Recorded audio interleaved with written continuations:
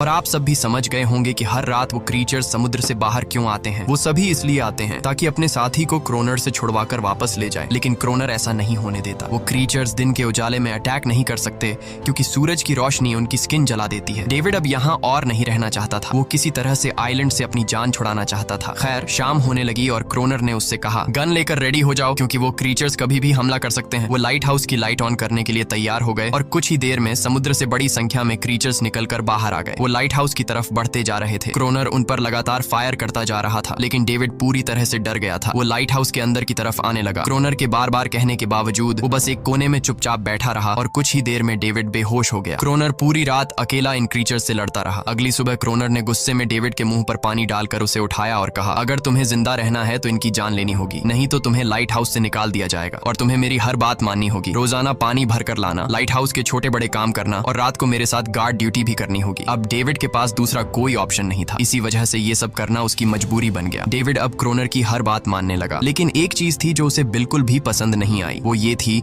कि हर रोज उस female creature को अलग अलग तरीकों से फिजिकली टॉर्चर करना। रात होती है, दोनों फिर से गार्ड ड्यूटी के लिए तैयार हो जाते हैं और एक बार फिर वो क्रीचर समुद्र से निकलकर बाहर आते हैं। लेकिन आज डेविड को डर नहीं लग रहा था। उसने क्रीचर पर फायरिंग शुरू की, मगर आज क्रोनर कुछ भी नहीं कर रहा था। वो डेविड को बाहर छोड़कर लाइट हाउस का गेट बंद कर देता है और खुद चुपचाप अंदर बैठ जाता है ताकि डेविड खुद सीख सके कि इन क्रीचर्स से कैसे लड़ा जाता है। इसी तरह डेविड को लड़ते लड़ते वो रात कट जाती है और सुबह हो जाती है। सुबह क्रोनर ने देखा कि डेविड लाइट हाउस के गेट के बाहर खून में लथपथ बैठा था। अब उसने सीख लिया था कि इन क्रीचर्स से कैसे लड़ना है। इसी तरह समय गुजरता गया, रातों को इन क्रीचर्स से लड़ते हुए और दिन भर क्रोनर के लाइट हाउस के काम संभालते हुए। ये आइलैंड अब उसके लिए एक बंद घर जैसा हो गया था। वो हर वक्त सोचता रहता था कि कब ये जगह छोड़कर आजादी की सांस लेगा। समय के साथ साथ डेविड का उस फीमेल क्रीचर के साथ एक अजीब सी दोस्ती बन गई थी। डेविड को उसके लिए अब बुरा लगने लगा था। अब उसे समझ आया कि अपने लोगों को छोड़कर अकेला रहना कितना मुश्किल होता है। शायद वो क्रीचर भी कुछ ऐसा ही महसूस करती थी। डेविड ने उस क्रीचर को एक नाम भी दिया, अनारियस। इसी तरह से दिन गुजरते गए और फिर एक दिन उन्होंने देखा कि इन क्रीचर्स के अटैक्स धीरे धीरे कम हो रहे हैं। डेविड सोचता है शायद सर्दियों में वो कहीं और चले जाते हैं या फिर शायद उन्हें समझ आ गया था कि इन दोनों से लड़कर कुछ हासिल नहीं होगा। लेकिन क्रोनर ने उससे कहा कि ऐसा बिल्कुल नहीं है, वो फिर से अटैक करेंगे। अब वो अपनी संख्या बढ़ा रहे हैं।